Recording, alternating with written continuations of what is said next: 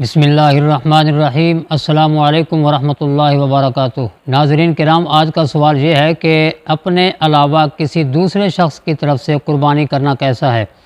یعنی اگر میں اپنے کسی بھائی کی طرف سے، اپنے والد کی طرف سے، اپنی والدہ کی طرف سے قربانی کرتا ہوں تو کیا وہ قربانی ہوگی یا نہیں ہوگی؟ جی بالکل، دوسرے کی جانب سے قربانی کرنا جائز اور درست ہے۔ اس سلسلہ میں چند ایک احادیث مبارکہ کی طرف اشارہ کرتا ہوں، اس کے بعد دوسرے بندے کی طرف سے قربانی کرنے کی متعدد صورتیں ہیں، ان صورتوں کے الگ الگ احکام ہیں، وہ بھی عرض کروں گا۔ سب سے پہلے احادیث مبارکہ سماعت فرمائیں۔ سنن ابی داؤد شریف کے اندر حضرت جابر بن عبداللہ رضی اللہ تعالی عنہما سے مروی ہے، حضور نبی کریم صلی اللہ علیہ وآلہ وسلم نے 2 جانور ذبح کیے اور ایک جانور کی قربانی اپنی طرف سے کی اور ایک جانور کی قربانی اپنی پوری امت کی طرف سے کی۔ اور مسلم شریف کے اندر ام المومنین سیدہ عائشہ صدیقہ رضی اللہ تعالی عنہا سے مروی ہے کہ حضور نبی کریم صلی اللہ علیہ وآلہ وسلم نے ایک ہی جانور کی قربانی کی اور اسی ایک ہی قربانی کو اپنی قربانی بھی کہا اور اپنی پوری امت کی طرف سے بھی قربانی کو کہا، یعنی ایک ہی جانور کی قربانی کو اپنی طرف بھی منسوب کیا اور امت کی طرف بھی منسوب کیا۔ ایک روایت میں 2 جانور اور ایک روایت میں 1 جانور آپ نے ذبح فرمایا اور اس کی نسبت اپنی طرف بھی کی اور پوری امت کی طرف بھی کی۔ اسی طرح حضرت علی المرتضیٰ کرم اللہ تعالی وجہہ الکریم نے 2 جانور ذبح فرمائے اور آپ نے فرمایا کہ ایک قربانی میری طرف سے ہے اور ایک قربانی حضور نبی کریم صلی اللہ علیہ وآلہ وسلم کی طرف سے ہے۔ ان احادیث مبارکہ سے معلوم ہوا کہ کسی دوسرے شخص کی طرف سے قربانی کرنا جائز اور درست ہے، چاہے وہ بندہ جس کی طرف سے قربانی کی جا رہی ہے وہ زندہ ہو یا فوت شدہ ہو، کیونکہ حضور نبی کریم صلی اللہ علیہ وآلہ وسلم نے جو جانور ذبح کیا تو اس کی نسبت امت کی طرف کی، تو آپ نے یہ نہیں کہا کہ میری امت کے فوت شدگان کی طرف سے قربانی ہے، یا یہ بھی نہیں فرمایا کہ میری امت کے زندوں کی طرف سے قربانی ہے، مطلقاً فرمایا کہ میری امت کی طرف سے قربانی ہے، تو وہ قربانی امت کے تمام زندوں کی طرف سے بھی ہے اور تمام فوت شدگان کی طرف سے بھی ہے۔ لہٰذا کسی شخص کی طرف سے قربانی کرنا بالکل جائز اور درست ہے، چاہے وہ زندہ ہو یا فوت شدہ ہو۔ ہاں، احکام الگ الگ ہیں، صورتیں الگ الگ ہونے کی وجہ سے احکام الگ الگ ہیں، وہ میں عرض کرتا ہوں۔ سب سے پہلے تو یہ دیکھنا ہے کہ جس شخص کی طرف سے قربانی کی جا رہی ہے وہ شخص زندہ ہے یا فوت شدہ ہے۔ مثلا میں اپنے کسی بھائی کی طرف سے قربانی کرتا ہوں، کسی رشتہ دار کی طرف سے قربانی کرتا ہوں، تو یہ دیکھنا ہوگا کہ وہ زندہ ہے یا فوت شدہ ہے۔ اگر وہ زندہ ہے جس کی طرف سے قربانی کی جا رہی ہے، اگر وہ زندہ ہے تو اس کی پھر 2 صورتیں ہیں۔ آیا کہ اس پر قربانی واجب تھی اور وہ کسی وجہ سے قربانی ادا نہیں کر پا رہا اور میں اس کی طرف سے یہاں بیٹھ کر قربانی دے رہا ہوں، وہ کہیں دور بیٹھا ہے اور میں اس کی طرف سے قربانی دے رہا ہوں، تو پھر اس کے لیے اجازت کا ہونا ضروری ہے۔ میں اس کی طرف سے اجازت لوں گا، اس کی طرف سے اجازت ہوگی تب میں اس کی طرف سے قربانی کرنے کا مجاز ہوں گا۔ اگر اس نے خود اجازت دے دی یا خود تو اجازت نہیں دی تھی لیکن میں نے اس سے رابطہ کر کے اس سے اجازت لے لی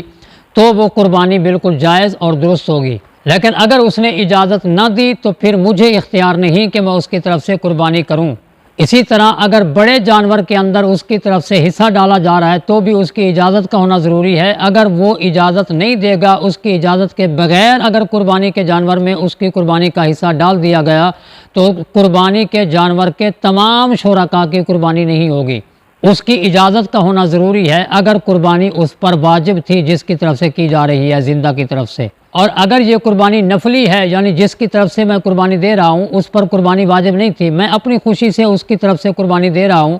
تو پھر اس کی اجازت کا ہونا بھی ضروری نہیں ہے۔ اور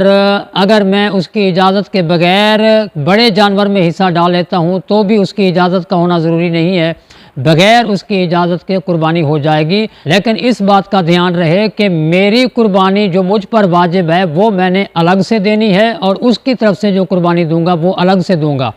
اگر میں ایک ہی جانور کو اس کی طرف سے قربان کر دیتا ہوں، اگر وہ بندہ زندہ ہے جس کی طرف سے میں قربانی دے رہا ہوں تو پھر وہ قربانی اس زندہ کی طرف سے تو ہو جائے گی لیکن میرا وجوب ساقط نہیں ہوگا، میری قربانی مجھ پر بدستور واجب رہے گی۔ اگر قربانی کے دنوں کے اندر اندر میں نے قربانی کا دوسرا جانور ذبح کر کے اپنی قربانی ادا کر دی تو فابہا، ورنہ قربانی کے ایام گزر جانے کے بعد ایک جانور قربانی کا لے کر اسے ذبح کرنا اور اس کا گوشت صدقہ کر دینا یہ مجھ پر لازم ہوگا۔ قربانی کے دنوں میں کروں گا تو قربانی ہوگی، اور اگر قربانی کے دن گزرنے کے بعد کروں گا تو اس کا سارا گوشت صدقہ کرنا ہوگا، ورنہ میرا وجوب ساقط نہیں ہوگا، میں اپنے وجوب سے بری الذمہ نہیں ہوں گا۔ اس کی طرف سے جو قربانی کی ہے وہ نفلی قربانی تھی چونکہ، لہٰذا اس کی طرف سے تو ہو جائے گی، لیکن میرا اپنا وجوب باقی رہ جائے گا۔ اور اگلی صورت یہ ہے کہ جس کی طرف سے میں قربانی دے رہا ہوں وہ بندہ فوت شدہ ہے، تو اس کی بھی پھر دو صورتیں ہیں۔ آیا کہ اس بندے نے مجھے وصیت کی تھی کہ میرے مرنے کے بعد میری طرف سے قربانی دے دینا، تو پھر لازم ہے کہ اس کے مال کے تہائی حصے میں سے اس کی وصیت جاری کی جائے، یعنی اس کے مال کے 1/3 مال میں سے قربانی کا جانور خریدنا اور اس کو ذبح کرنا واجب ہوگا اور لازم ہوگا، اور اس کا گوشت بھی مکمل طور پر صدقہ کرنا ہوگا۔ نہ میں کھا سکتا ہوں، نہ میرے اہل و عیال کھا سکتے ہیں، نہ کوئی دیگر ورثاء کھا سکتے ہیں، اس کا تمام گوشت فقراء پر صدقہ کرنا ہوگا۔ اور اگر فوت شدہ نے مجھے وصیت نہیں کی تھی بلکہ میں اپنی خوشی سے اس کی طرف سے قربانی دے رہا ہوں، تو پھر اس قربانی کا مکمل گوشت صدقہ کرنا لازم نہیں ہوگا، بلکہ اس کے گوشت کے بھی اسی طرح 3 حصے کیے جائیں گے جس طرح میری اپنی قربانی کے 3 حصے کیے جاتے ہیں۔ اور اس صورت میں مجھے یہ بھی اختیار ہوگا کہ میں اپنی قربانی کی نسبت اس فوت شدہ کی طرف کر دوں یا اپنی قربانی الگ سے دوں اور اس کی قربانی الگ سے دوں۔ دونوں صورتوں میں میں اس قربانی کی نسبت فوت شدہ کی طرف کر سکتا ہوں، کیونکہ یہ قربانی نفلی ہوگی۔ اگر اس نے مجھے وصیت نہیں کی تھی تب یہ قربانی نفلی ہوگی، اور میں اپنی طرف سے ایک جانور خرید کر قربان کرتا ہوں، وہ میری اپنی قربانی کہلائے گی۔ الگ سے ایک جانور ذبح کرتا ہوں اس کی طرف سے، فوت شدہ کی طرف سے، تو وہ اس کی طرف سے نفلی قربانی کہلائے گی جو میں نے دی ہے۔ اور اگر میں 2 جانور خرید نہیں کرتا، اپنی جو قربانی مجھ پر واجب تھی اسی قربانی کی نسبت میں نے کسی فوت شدہ کی طرف کر دی، تو وہ میرا وجوب بھی ادا ہو جائے گا اور اس قربانی کا ثواب اس فوت شدہ کو پہنچے گا، یعنی میں بھی اپنے وجوب سے بری ذمہ ہو جاؤں گا اور اس کا ثواب اسے پہنچے گا۔ لیکن اس کا بہتر طریقہ یہ ہے کہ میں اپنی قربانی الگ سے دوں اور فوت شدہ کی طرف سے قربانی کے لیے الگ سے جانور ذبح کروں۔ لیکن اگر ایک ہی قربانی جو مجھ پر واجب تھی اس کی نسبت اپنی طرف کرنے کے بجائے کسی فوت شدہ کی طرف کر دی، تو بہرحال وہ قربانی میری طرف سے وجوب بھی ادا ہو جائے گا، مگر اس کا ثواب اس فوت شدہ کی روح کو پہنچے گا۔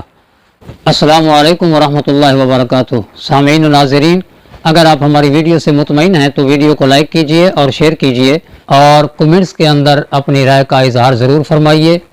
اگر آپ کوئی سوال کرنا چاہتے ہیں تو وہ بھی کمنٹس کے اندر درج فرمائیں، آپ کو باقاعدہ ویڈیو کلپ کی صورت میں آپ کے سوال کا جواب ارسال کر دیا جائے گا۔ مزید ویڈیوز کے حصول کے لیے ہمارا فیس بک پیج فالو کریں اور یوٹیوب چینل بھی سبسکرائب کیجئے۔ خود بھی دین اسلام کی تعلیمات سے آگاہی حاصل کریں اور دوسروں تک بھی پہنچانے کا ذریعہ بنیں۔ والسلام بصد اکرام۔